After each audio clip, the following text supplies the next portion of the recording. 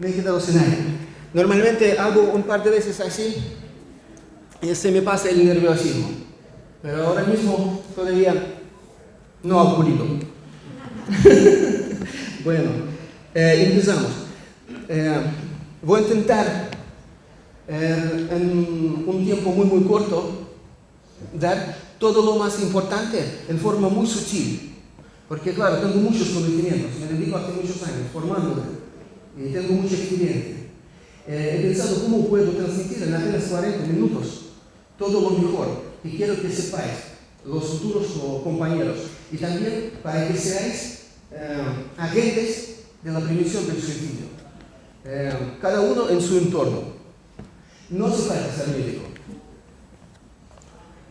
para salvar a alguien. Enseguida os explico por qué. Vamos a empezar por las estadísticas, simplemente muy poco, para que veáis cómo son.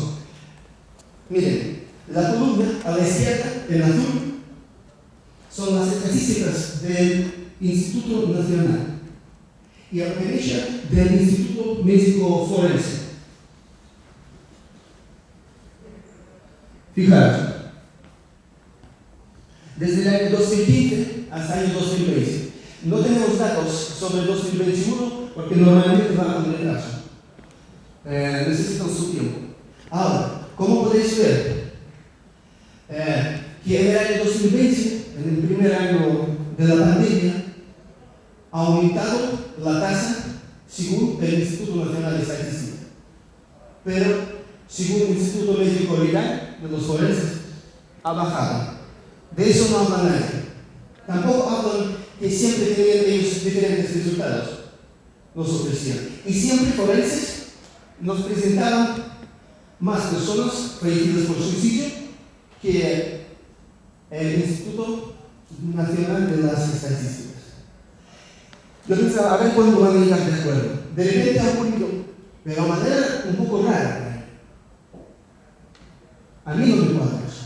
Simplemente os lo dejo para que reflexionéis. Ahora mismo también sepáis que se está rompiendo el tabú del suicidio. Jamás ha ocurrido. El año pasado con la Verónica Forqué y con un par de personas famosas vuestras españolas, antes con una deportista también.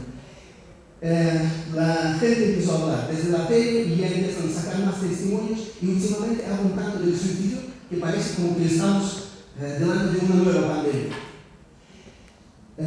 Sepáis que no es así, aunque sí yo creo y temo que en el año 2021 que acaba de pasar aún más aumentó la tasa. Vamos a ver, pero no para tanto, para tener nuevos miedos y para morirnos más, aparte de lo que nos están metiendo desde la tele con mi tío Vladimir y con el resto de historias, si no es pandemia, otras cosas. No se puede vivir en miedo, porque es un gran factor de riesgo. El miedo nos bloquea, impide disfrutar de la vida, impide sentirnos felices, nos quita el bienestar.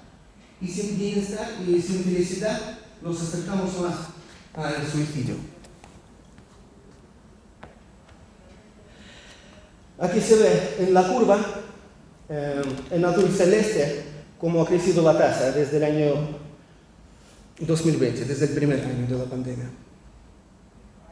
Ahora, os explico un poco qué es el suicidio y por qué es tan chungo. De las 3 muertes no naturales que conocemos, viene el homicidio, los asesinatos, que son muy duros para afrontar a las personas que están en el duelo. ¿Por qué? Porque hay una mala intención humana y esto siempre añade el sufrimiento a familiares en el duelo. Ahora, accidentes. Claro, a veces no podemos comparar, pero cuando no hay mala intención humana, entonces se sufre menos. Ahora, ¿qué es el suicidio? Os lo explico como nunca habéis oído en ningún lado. El suicidio es asesinato que estoy cometiendo yo. Pero estoy matando a Alexis. Entonces, se juntan varias cosas. Se junta el accidente, que cuando encuentran a la persona parece un accidente, pero a la vez es un asesinato de uno mismo. Por eso se agrava tanto el duelo, por eso se sufre tanto todo el entorno, hasta 100 personas contando con familiares. Antes no hablaban de ello, ahora empezaron a hablar, pero no tengáis miedo. Va a crecer la tasa un poco, claro, por la pandemia, o por el confinamiento, o por el miedo que nos han metido. Pero bueno, se llama por la pandemia, que es algo natural y me parece que podría tomarse también como lo es. Ahora, las personas que quedan después del suicidio se llaman supervivientes. Los familiares que están superando este dolor ingobernable por la pérdida de su ser querido. Están superando, se llaman supervivientes. Ahora, los que están sobreviviendo sus propias ideaciones, intentos, se llaman sobrevivientes. Así ya está establecido, simplemente hay que recordarlo. Entonces, a los supervivientes nos dedicamos, y eso se llama la postvención, y intervención con sobrevivientes. Y prevención, ahora mismo estamos hablando sobre el suicidio, aprendiendo, y podremos prevenir suicidios. Enseguida os explico cómo. Quedaros, el suicidio no es una enfermedad. Aunque es una enfermedad que los médicos tienen que dedicarse, es problema de la salud pública, sí lo es.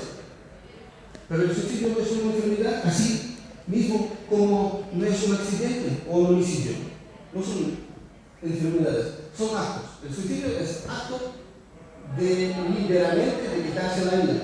Ahora podemos cuestionar si podemos utilizar la palabra deliberadamente, porque si hay mucha libertad ahí o no, cuando la persona está en la visión del túnel con un sufrimiento. Muestro aquí porque yo subjetivamente sufro aquí.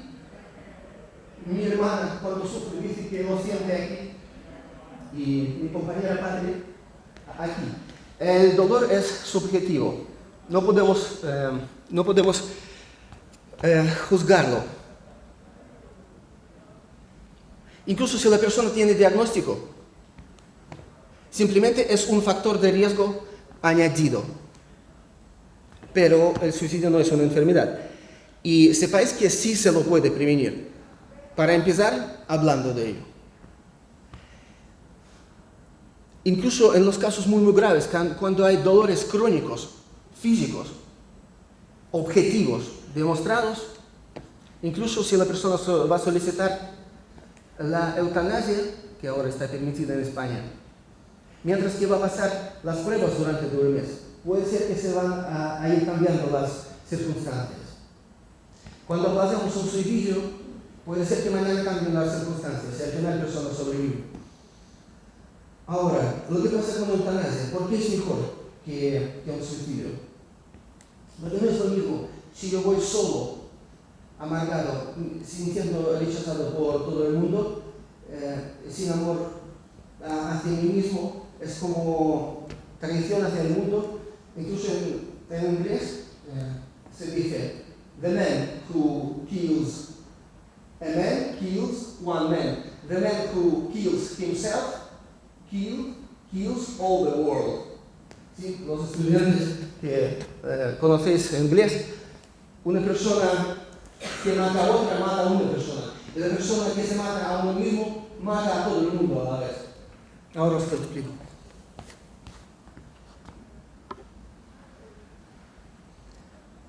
Eutanasia es mejor que el suicidio, porque la persona va a morir aceptada por la sociedad. No es lo mismo.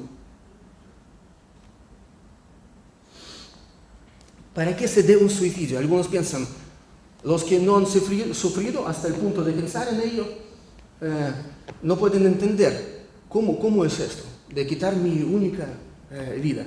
Pues las teorías son muchas y las listas muchas, pero lo he reducido como lo siento yo. El cóctel Molotov, lo que llaman, es dolor y la desesperanza. Dolor físico o psíquico, psychic ache. Dolor psíquico es algo añadido, o puede ser solo dolor psíquico, y puede ser menos soportable que incluso el dolor físico. Entonces, cuando tenemos un dolor ingobernable totalmente dentro de nosotros, si tenemos esperanza, y eso se va a acabar, podemos aguantar. Y si no hay esperanza, no. Por eso, cuando se juntan las dos cosas, el dolor insoportable y la desesperanza, la persona estará en alto riesgo del suicidio.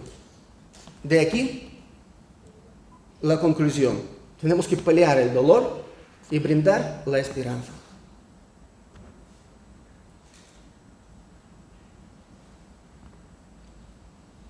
¿No voy muy rápido? Se tiene ritmo, más buen tiene ritmo, me refiero. Buen ritmo. Os presento un paradigma de factores protectores y los de riesgo. Podemos imaginar que nosotros todos estamos en un continuo. Es mi idea, lo presento a mi manera, porque si vamos a explicarlo como enseñan en la Universidad del País Vasco, necesitamos mucho solo.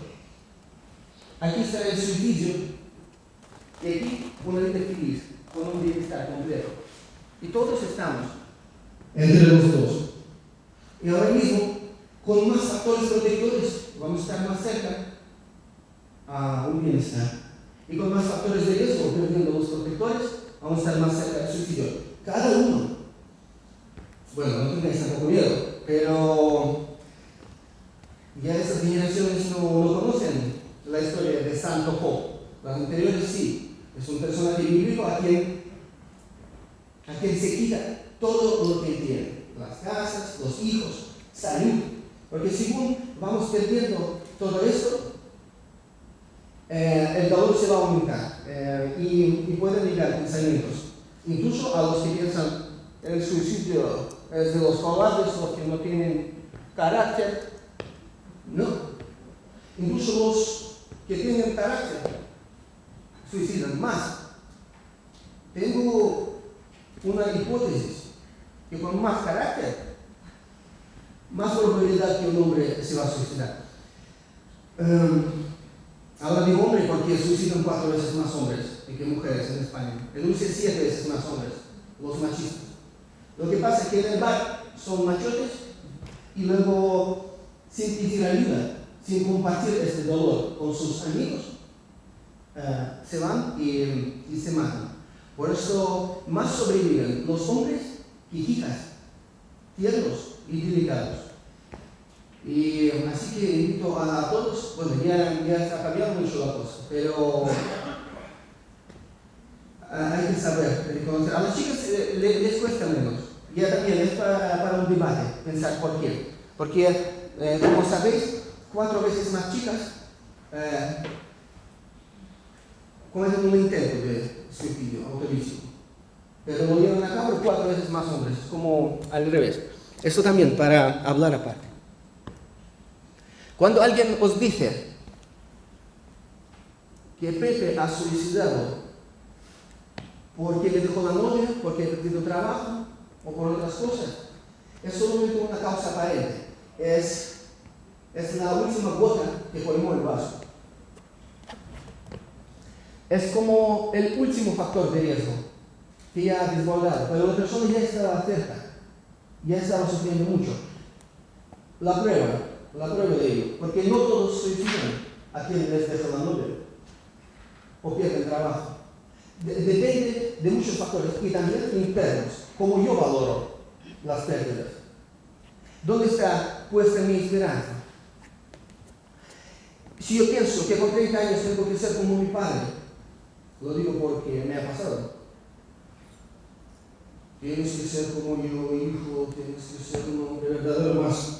Con el ejemplo que tengo podéis imaginar la educación que me ha iniciado mi padre. Y al final, cuando yo vi que no llego en ningún sentido, entonces me empecé a sentir fracasado. Pero no eran mis valores propios, eran inculpados. Sí. Y esto podemos cambiar con una buena psicoterapia o con una persona. No hace falta que sea psicoterapeuta, pero una persona inteligente que nos entiende y nos quiere puede ayudar. Algunos tienen malas experiencias con psicólogos. También hay que darse con propio psicólogo. A veces no es porque es un profesional malo, sino, ahora os contaré por qué. Porque tiene que surgir este feeling, esta conexión emocional. ¿Quedó claro? ¿Sí? Ya os he dicho, intervenir en el suicidio es aplazarlo. Porque si pensamos, ¿cómo voy a intervenir? ¿Cómo voy a salvar a la persona? Hay que aplazar. Aplazar para mañana. Mañana van a cambiar las condiciones. Pati, siéntate, por favor, porque yo estoy tapando y quiero... pues igual es esta, sí. Pues quiero... Vale, no. Gracias. ¿Cuántas veces nos ha pasado que una persona desesperanzada totalmente, a quien hemos atendido, luego no quiere quedarse más y dice que está bien? Que de repente, dentro de 2 días encontró trabajo, se empezó a recuperar la madre. No siempre condiciones cambian tan rápido, pero ya tenemos acumulados unos casos donde parece que hemos hecho poco trabajo, pero la persona está tan agradecida. Dice, jolín, ha venido un extranjero, desconocido, me comprendió, me abrazó. Y quedan impactados. No todos. Más, en mayoría de casos incluso igual no logro esta conexión con la persona, sobre todo telefónicamente. No sé si es por el acento. Patri. A mí que sí. ¿Sí? Te quita si quieres la mascarilla, que estamos lejos. Un caso que os quería contar, cómo he entendido que prevenir suicidio es aplazarlo. Más luego lo contaba en conferencias que en el micrófono a compañeros de muchos años, psicólogos clínicos, y quedaban maravillados. Ha ocurrido a mí y a mi compañero, un compañero que está ahora mismo en esta sala, le he pedido venir, aunque no voy a señalar, pero como testigo. En un centro donde estábamos, él estaba de encargado. Yo de repente he visto que Tony ya está atando la cuerda. Joder, pero claro, yo sabía que él anda con la ideación. Claro, yo le he dicho a mi amigo, a ver, el tal ya está atando la cuerda. Y él me respondía, bueno, no será para tanto. Y digo, vete a verlo. Y de repente mi compañero va ahí abajo, donde Tony estaba atando, estoy cambiando el nombre. Tony estaba atando la cuerda. Y de repente vuelve para atrás y dice, Alexis, él está atando la cuerda. Y yo digo, sí, pues eso. Y sin saber qué hacer, de repente mi compañero le dice, oye, Tony, a ver, si mañana hemos quedado llevar los muebles a no sé dónde. Y el otro era un blanco, carácter, plan machito. Y dice, ¿te me vas a fallar? Si es tu palabra. Y de repente Tony empieza a desatar la cuerda y dice, no, entonces hoy no me mato. Parece una tontería. Es como una idea incluso estúpida.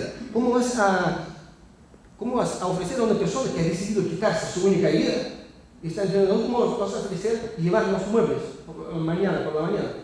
No obstante, ha funcionado. Por eso yo le invito que hay que ser ingenioso.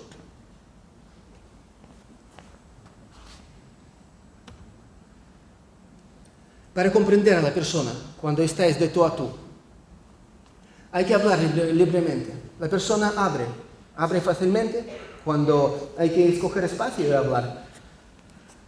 Jolín, qué poco tiempo queda.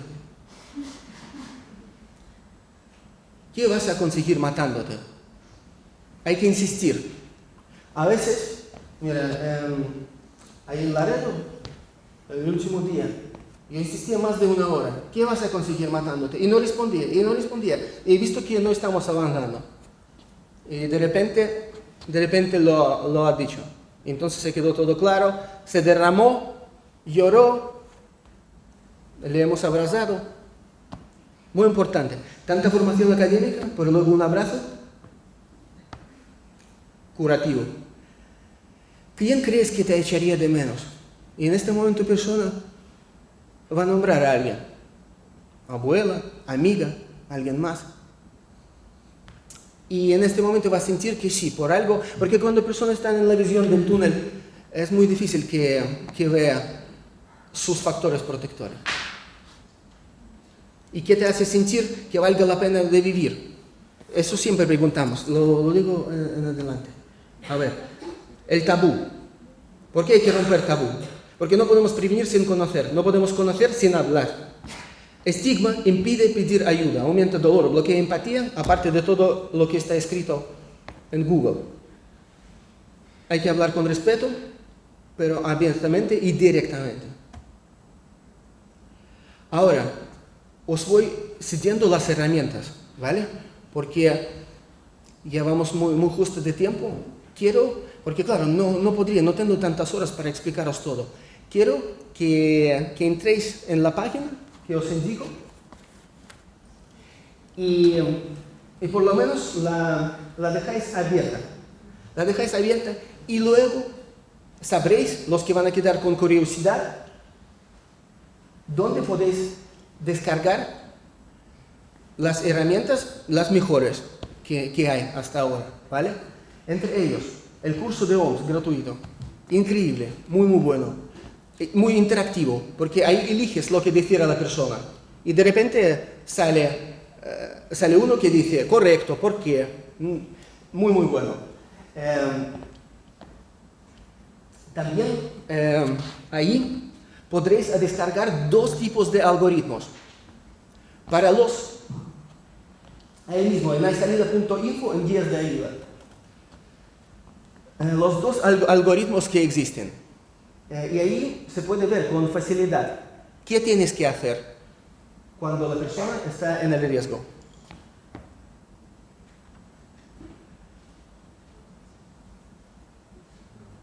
Unas más pautas que os ofrezco también descargar ahí. Ahí vais a encontrar todo. Y ahora mismo voy a ofrecer nuestro propio modelo que usamos yo y Patri. Pero no lo usamos porque lo hemos leído o porque yo he sentado una noche y pienso, jolín, voy a escribir las pautas.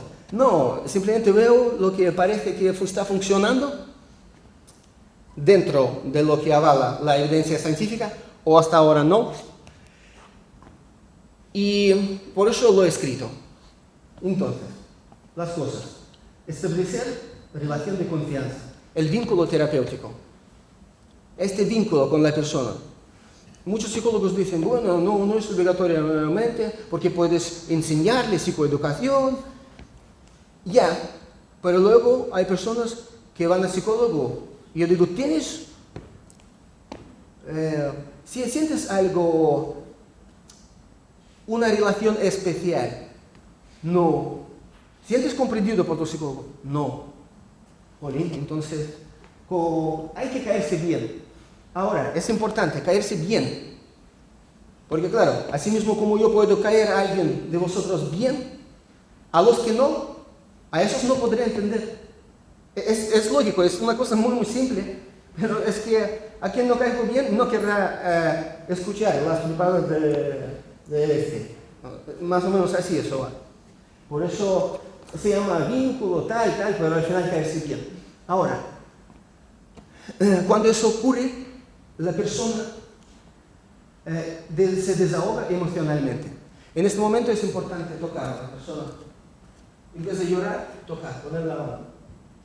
Muy importante. Lo que no podemos hacer telefónicamente. Y luego ya cuando se desahogó, abrazar. Abrazar bien. Muy curativo. Es importante ver que la familia no estará mejor sin él. Es muy complicado, porque a menudo las familias están cansadas y la persona siente como que estarán mejor sin él. Y no es así, pero es difícil de explicar. Hay que tratar de hacerlo. Evocar recuerdos positivos, como las cosas que te gustan. No me gusta nada, estoy harto de todo, estoy hasta tal. Ay, antes, y antes tampoco. Bueno, recuerda algo. Entonces dice, me acuerdo cuando, no sé, paseaba al lado del mar o miraba las estrellas o tocaba música. Y de repente yo empiezo a percibir con la piel y con la mirada que se está cambiando algo dentro de la persona. Se está cambiando la mirada. Igual ya ha pasado una hora que estamos interviniendo. Luego, para devolver el control, algún logro. ¿Qué te ha salido muy bien? Porque en la visión del túnel no es capaz de ver todo lo bueno y todo lo que ha alcanzado. Entonces, como recuerda algo, no sé, he sacado la ESO, he hecho un regalo a alguien que he quedado feliz. Algo que para cada uno es importante. Y al final, la persona empieza a recordar dónde se sentía bien y se cambia el estado.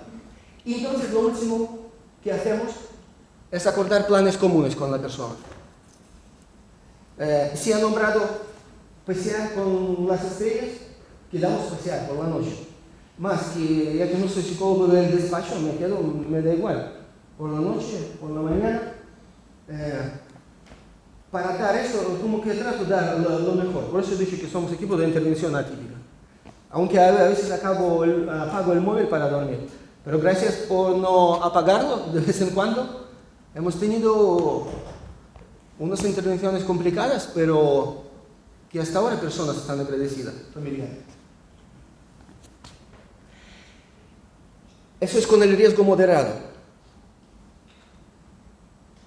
Con el riesgo inminente, grave, nada. Llamar 112, retirar objetos peligrosos, no dejar persona sola, llevar a la planta de psiquiatría. En este momento la persona va a sentir traicionada por vosotros. Pero la confianza igual se recupera. Pero bueno, la vida no, más importante. Pero no hay que pensar que en la evangelicía le van a curar. Eso también es una forma de aplacar el suicidio. Y el día del alta, la persona estará en el mayor riesgo. Y yo sé de lo que hablo. Porque me ha pasado que la persona, al salir del hospital, se ha ido directamente a los acantilados del INCRES. Digo a mí, pero no me dejaron intervenir. Han dicho que vaya a casa y todo. Las pautas de OMS, que también se puede descargar ahí, donde he dicho, hay salida.info, guías de ayuda. Ahora, antes de terminar la primera parte, el grueso de la ponencia, lo último que os digo, sobre el sentido de humor positivo. No hablo del sarcasmo, no hablo cuando el sentido de humor usa para chinchar, como una agresividad. No, el positivo. Claro, no se puede usar humor relacionado con la muerte, es tabú. Pero con la muerte por suicidio es doble tabú. Jamás he oído a nadie de mis compañeros, psicólogos de emergencias, de suicidólogos, hablar de humor. Y cuando oyen a mí, me dicen, Alexis, no se te ocurre, tono jocoso. Entonces, los mismos compañeros que enseñan desde el púlpito que hay que romper el tabú, lo están imponiendo. Ahora, hay que tener el toque, hay que tener gracia. Os he dado unos ejemplos, porque el sentido de humor es bueno, pero realmente hay un momento de la intervención donde lo uso. Y ese es el ejemplo, porque la persona incluso cuando se está matando, le está importando el mundo. Simplemente estará o enfadada o ofendida, dolida y todo eso, pero está pensando en el mundo y en el reconocimiento. Ha pasado con una señora que cuando ya estaba bien, ya está, ya yo y Patri estamos ya aliviados y ya la estamos ayudando a andar, estaba hecha polvo, pero aliviada. Y se apoyó en mí y de repente ha dicho, jolín, mis vecinos ahora me están viendo, van a pensar, jolín, quién yo soy, que me ayudan a andar. Y en este momento he aplicado humor. He dicho, no te fastidio, digo, hace una hora me dices que te vas a matar y ahora te está preocupando la opinión de los demás. Y hemos empezado a reír. Pero claro, hay que tener toque, hay que saber cuándo. Y hay diferentes formas de utilizar el humor. Pero vamos, hace una descarga. Es como que una descarga final.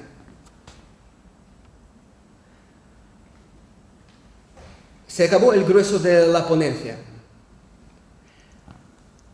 Ofrezco teléfonos de ayuda. Normalmente cuando veo que no se me ha establecido el vínculo terapéutico y veo o la persona ya ignora, porque yo quiero ayudar, pero a veces, bueno, antes me incluso llegaba a sentir como tontuco, quiero ayudar, pero la persona no quiere ser ayudada, vamos, ya he pasado. Simplemente, con mucho respeto, digo, ya lo siento mucho,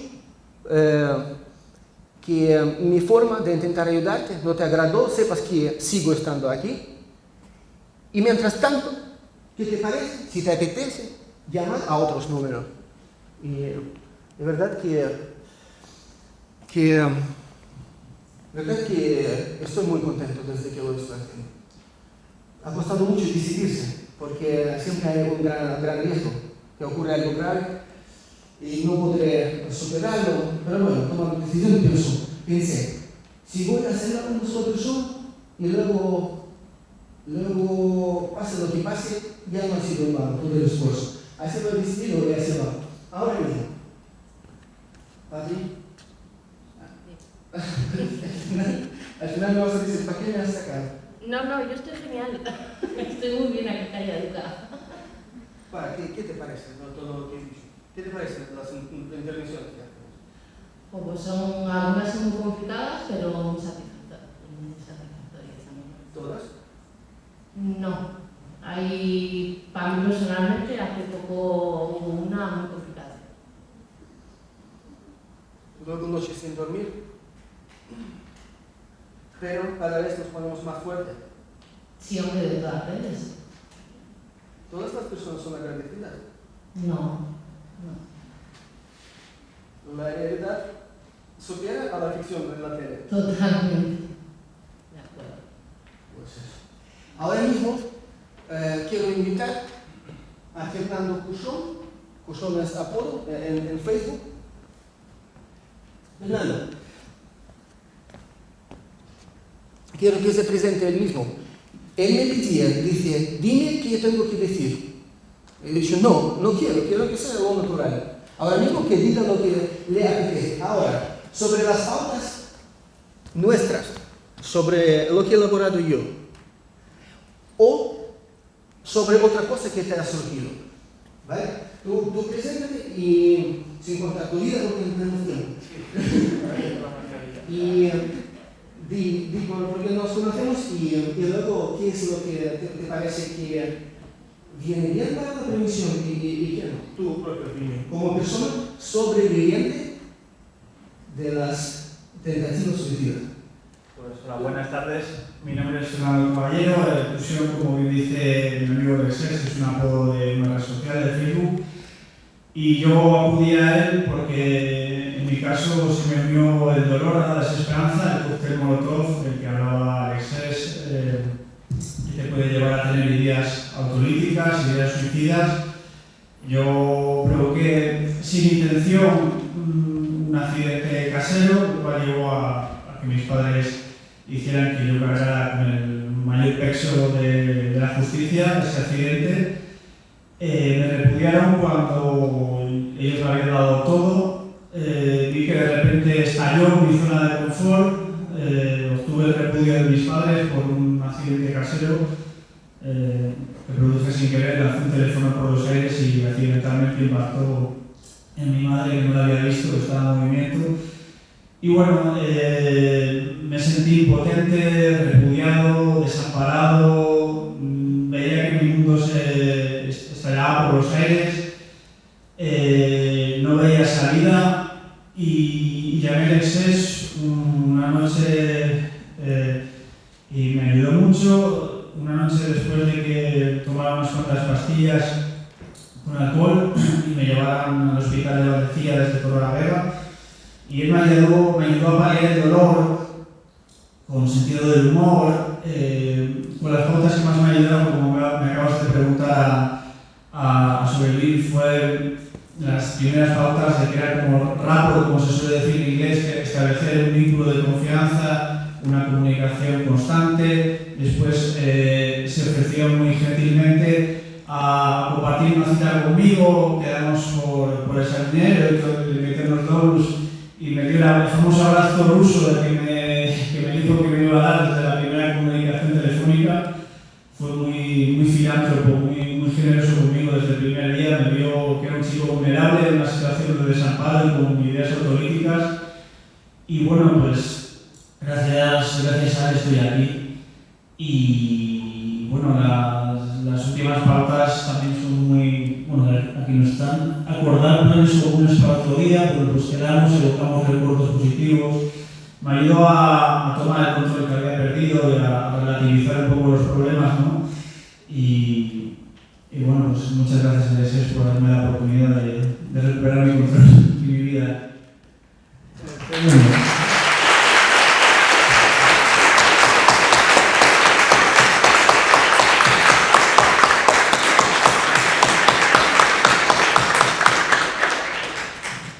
Ahora, has incumplido una cosa que te he pedido no hacerme la pelota. Entonces, no estás aquí gracias a mí o sea en la sala porque te invité a dar testimonio, pero estás en vida gracias a todos sus esfuerzos de superación. Y yo lo que he aportado, con eso estoy contento. Y gracias por ser de las personas agradecidas. Es lo que realmente, porque yo y Patria hacemos esto. Porque de ahí como alimentamos nuestro corazón cuando vemos agradecimiento, aparte del éxito de las intervenciones. Ahora, se acabó la segunda parte, después del grueso de la ponencia, ahora el testimonio. Ahora tengo muchas más cosas preparadas. A ver, organizadores, ¿puedo ofrecer un par de consultas más si queréis? Puedo ofrecer indagar más en el fenómeno, que igual sería pesado. Para mí no, pero otra opción, un debate. Os ofrezco 2 temas para el debate y cada uno opina lo que quiere. Y tercera opción, preguntas. Tenemos 7 minutos. Sí. Igual preguntamos a los organizadores, ¿debate o preguntas? Igual preguntas y que surja un debate de las preguntas. Ah, bien. Tenemos otro micro para las preguntas. Si alguien quiere preguntar, que levante la mano y le acercamos el micro para que lo escuche todo el mundo. Y corremos a llevaros un micro.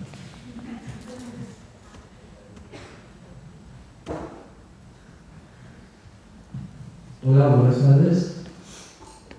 Bueno, yo tengo una pregunta sobre el tema del suicidio en general, y es que, ¿cuál es la primera causa factorial, ya sea biológica, psicológica o social, que pueda haber para que se desencadene un suicidio, pero no tanto el proceso final, sino como la causa principal, o sea, el principio del todo? Sin que sea una causa u otra, sino que pueden enlazarse varios factores, pero ¿qué es lo que desencadena el suicidio? Gracias por la pregunta. Me imagino que cuando dices causa, refieres a lo que he nombrado el factor precipitante. Lo último que sabemos en las noticias. Se suicidó por eso o por otra cosa.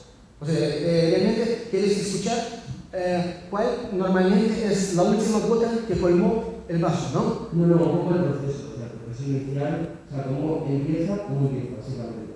Empieza perdiendo los factores protectores. O sea, realmente, si quitar esos términos, perdiendo bienestar y felicidad. Con esto también, bienestar y felicidad es algo interno, pero también podemos perder apoyo, que es muy importante, apoyo familiar, luego círculos sociales. Y poco a poco se puede mirar en Google la lista de factores protectores. Según nos estamos perdiendo, poco a poco estamos sufriendo más y más y más y más. Y cuando el sufrimiento vuelve a ser insoportable, vienen pensamientos de solución. Y uno de ellos, según aumenta el dolor, va a ser el suicidio. No sé si es esto o no. Sí, yo creo que la has respondido, sí. O sea, un poco Pues no sé, porque al final vemos como la punta del iceberg, ¿no? Se ha suicidado por eso, pero no vemos todo el proceso desde que se ha empezado a hacer la depresión, ha empezado a enfocarse en sí mismo, en sí misma, y todo ese proceso no lo vemos. Entonces es interesante saber por qué comienza todo ese proceso y cómo llega al final, que es lo que al final vemos, ¿no lo dices? Pues cada uno puede tener sus propios factores de riesgo. Uno puede ser que va a tener un sufrimiento debido a la enfermedad. Otro va a tener dolores crónicos. Tercero puede ser haber sido abusado sexualmente. Eso de las situaciones que es más difíciles a superar, o de primer suicidio. Cada uno tenemos nuestras vivencias, pero aparte de vivencias, que podemos tener las mismas vivencias todos, pero algunos van a suicidar, otros no, porque también va a depender de nosotros. De esta prisma, como lo estamos viendo. Si lo estamos viendo como algo insoportable, ahí está la psicoterapia cognitivo-conductual, como sabéis. Pero claro, viene, desde los romanos y griegos antiguos, la idea que no es como nos afecta a algo, o sea, no nos afecta, depende de cómo lo estamos viendo y valorando nosotros mismos. O sea, que realmente la idea del suicidio se puede erradicar de todo o es difícil. Yo soy idealista, pero no creo que del todo. Tenemos que paliar, prevenir la más cantidad de suicidios posible, pero claro, yo igual quiero prevenir, intervenir, pero con las generaciones que están naciendo, tenemos que procurar que tengan bienestar y enseñarles que lo más importante es ser feliz y tener este bienestar en el corazón. No ser como tu padre, o tener carrera, o tener el BMW, ¿sabes? Y al final, porque si nos inculcan esos valores, puede ser que no los tengamos. Tenemos que enseñar a los pequeños ser estables y felices. Y para eso yo creo que ya se dedica, porque ya se enseña la inteligencia emocional a los niños, ¿verdad? Tenemos por aquí otra intervención. Soy la reina de Fernando Caballero que acaba de hablar y yo quisiera aportar una situación. Yo quiero que sea feliz, lo primero, porque no hay mucho, y quiero nervio. Y no va a estar solo. ¿Me entiende? Yo le he ayudado dentro de lo que pueda, pero esa es nuestra situación. Por él mismo. Quiero que me capacite y se quiera él mismo, muchísimo, porque se puede salir del tema, si uno se quiere mucho, sin importar lo demás. Si él se quiere, sale. Pero él mismo. Primero se tiene que querer él. Y los que deseáis eso también, os tenéis que querer mucho vosotros. Y hacer vuestra vida. Y quitar a otros hijos. Nada más.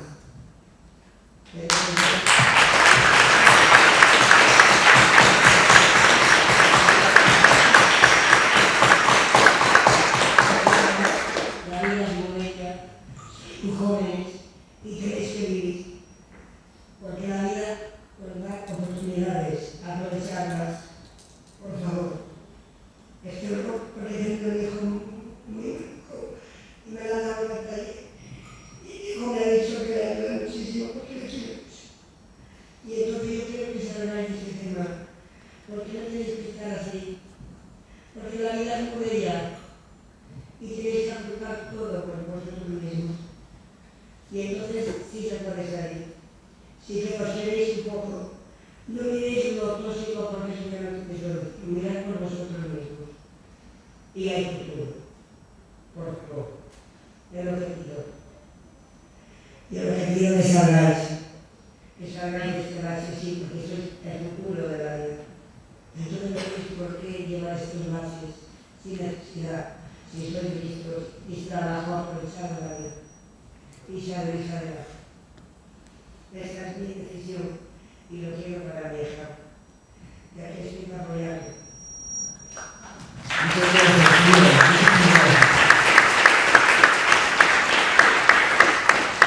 ¿Alguna pregunta más?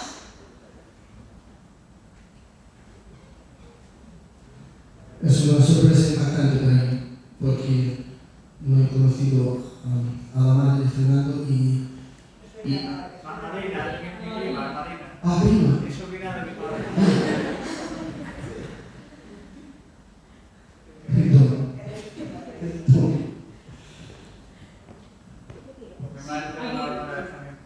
Tenemos otra pregunta. ¿Qué es lo que nos lleva el intento de suicidio, el autolítico o terminar el suicidio con el tema del acoso escolar? Os presento a Lourdes, presidenta de la Asociación Cero Tolerancia a Bullying, que está en Torrelavega.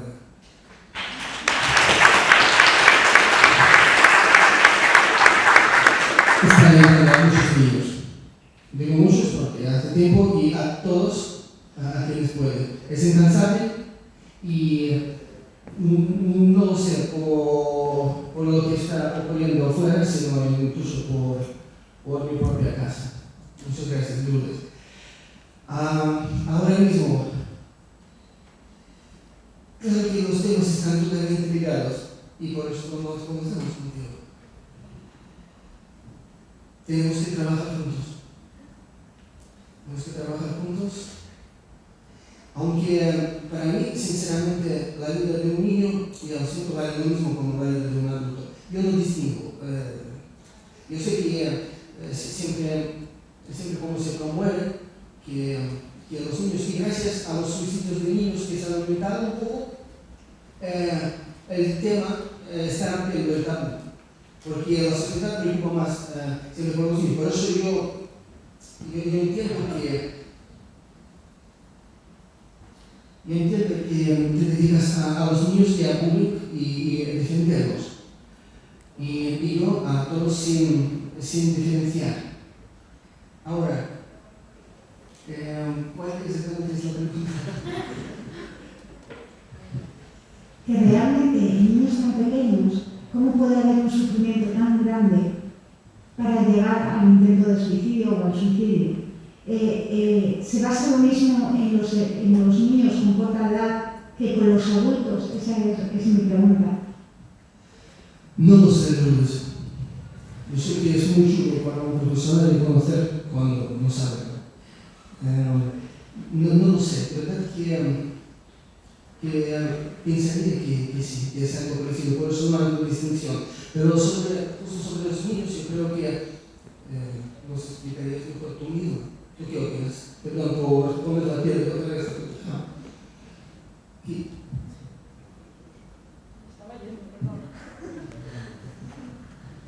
Considero como las montañas, ¿no?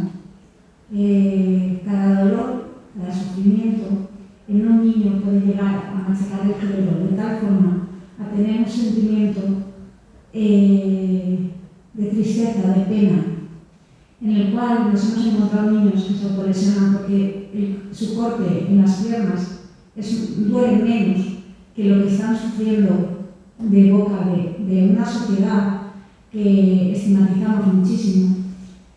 Lo que considero es que con todo esto es que los niños con tan poca edad que tienen, ¿no? Que ese sufrimiento les llegue a hacer ese pensamiento suicida o que determine. Hemos tenido una niña de 11 años que se ha tirado desde un 7º piso, hemos tenido una niña que se ha intentado quitar 2 veces la vida, hemos tenido varios casos ya con intentos graves que se han podido, pero hay otros casos que no hemos podido llegar a ellos. Y a mí me gustaría saber cómo amparar ese dolor cuando coges una llamada de teléfono y dicen que se van a quitar del medio porque ya no sirven para nada. Mira, Lourdes, he tenido experiencia con adolescentes de 15 años, menos no. Con 3 adolescentes hemos podido establecer la relación terapéutica y poder ayudar y poder comprender, pero los he comprendido igual como a los adultos. No he visto diferencia. Más he visto en adolescentes que se llaman niños, ahora mismo hasta 18 años. Pero bueno, otra cosa son niños ya de pubertad para abajo. Me parecieron tan inteligentes, como sus 15 años. Tan interesante era hablar con ellos. Y incluso no he notado que son niños. Porque ya por haber sufrido igual ya tenían como una sabiduría. Pero en realidad más pequeña que adolescentes no tengo experiencia.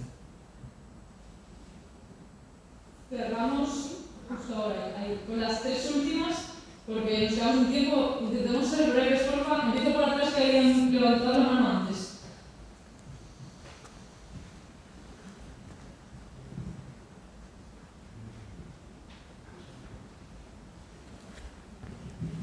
A ver, igual me parece muy fuerte la pregunta, pero si alguna vez has tenido algún paciente que hayas pensado que no tenía solución y que verdaderamente, pues igual el hecho de suicidarse sería una mala opción. ¿Sí he tenido? Si tú en tu cabeza alguna vez has llegado a pensar que ese paciente de verdad no tenía solución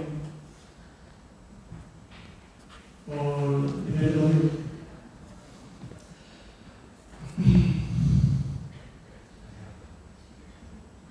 He llegado a pensar que yo no soy capaz de ayudar. Pero no es que no tenga solución, sino simplemente yo no soy capaz de ayudar porque igual no se ha establecido este vínculo. Porque me parece que si establece, pues sí. Pero claro, también tenemos casos cuando alguien llama, dice unas cosas, comparte un dolor insoportable y apaga el móvil y me quedo sin saber nada y con la sensación que igual he dicho yo algo mal o igual él no tiene solución. Pero si él llamó, entonces ha habido la opción. ¿Dónde he fallado yo? No sé si te estoy respondiendo, pero en casos muy graves que he conocido, ha habido uno donde he ofrecido eutanasia. Sí, o sea, es como que era un término. Pero se trataba del dolor físico. Porque con dolor psíquico siempre creo que hay que intentar. No has respondido.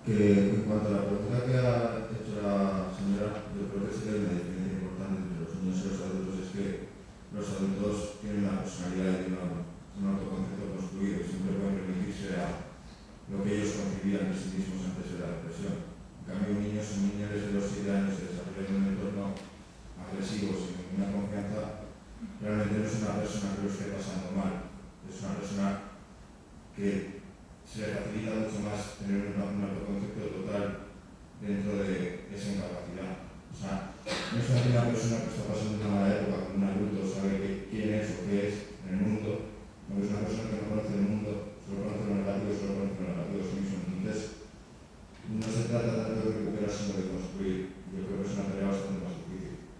Realmente muchas veces el suicidio se enfoca como una pérdida de control, pero también es una forma de conseguir control en un mundo peligroso. Si tú tienes la capacidad de suicidarte, tienes la capacidad de afectar al mundo, cuando tú no tienes la capacidad. Entonces yo creo que, aunque la esperanza es un factor muy importante para la recuperación, también es la autoconfianza, el saber que tú eres capaz, porque si tú eres capaz, si tú sabes que eres capaz de algo, yo creo que hay muchas historias de resiliencias, de guerras y de eventos traumáticos que realmente hay gente que se da para y hay gente que corre. Entonces, cuando no hay esperanza, yo creo que lo importante es la autoconfianza. Y después, cuando ya se ha desarrollado esa autoconfianza, pues tirar más de esperanza. Pero la esperanza sin autoconfianza, por mucho que creas que el mundo va a ser mejor, o la gente te va a tratar mejor, si tú no crees que vas a poder relacionarte con ellos, no te sirve para mucho. Bravo.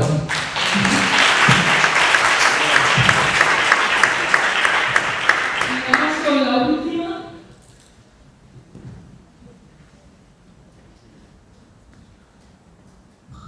Alexis, yo te quería preguntar un par de cosas de las que se han hablado. Una, que bueno, por ahí había una pregunta que era sobre si se pudiera reducir los suicidios a cero.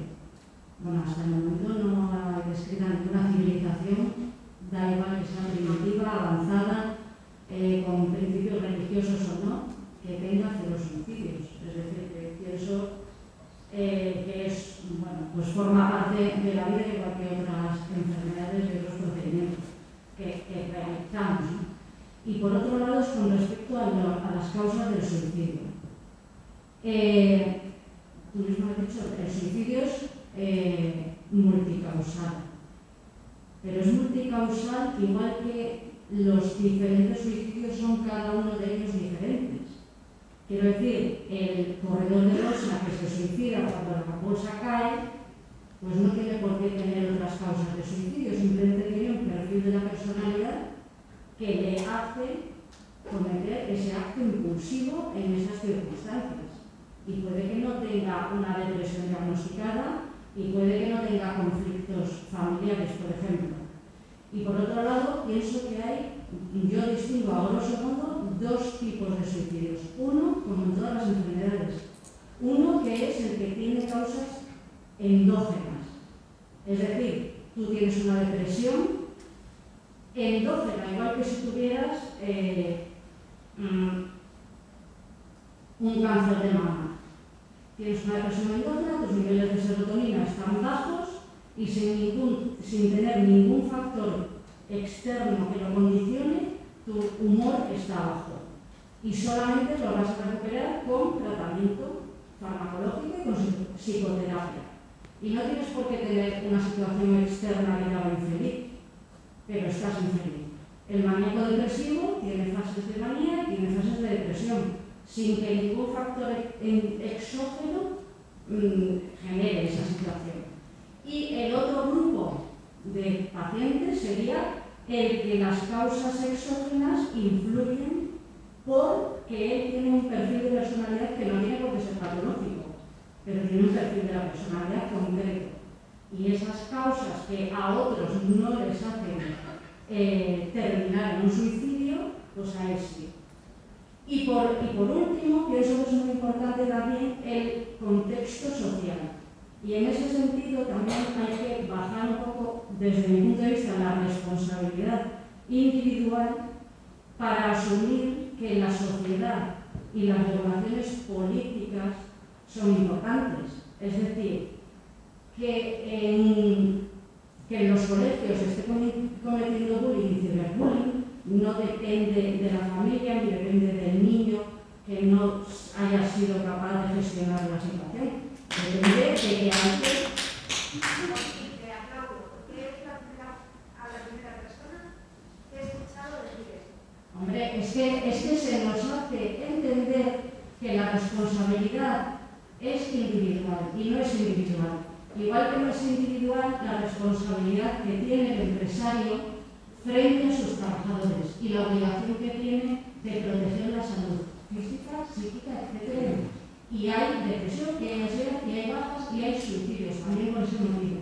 En los colegios es exactamente igual, y no es la familia. La familia, pues para mí, una familia que no aporta valores como yo creo que tiene, pues también al fin y al cabo es una responsabilidad social. Es una responsabilidad social de lo que se permite que se proyecte en la televisión, de lo que se permite yo qué sé, que adquiramos mediante créditos que no podemos asumir, yo qué sé, pero eso al final es una responsabilidad social. Más o menos, algo que... Maravilloso. Muchas gracias. Sigo aprendiendo de ti, como te he dicho desde el principio. Y la responsabilidad de que ahí es donde hay que buscar los puntos de ayuda, los protocolos de intervención y el compromiso, ¿no? Bueno, muchas gracias a todos por las intervenciones y gracias a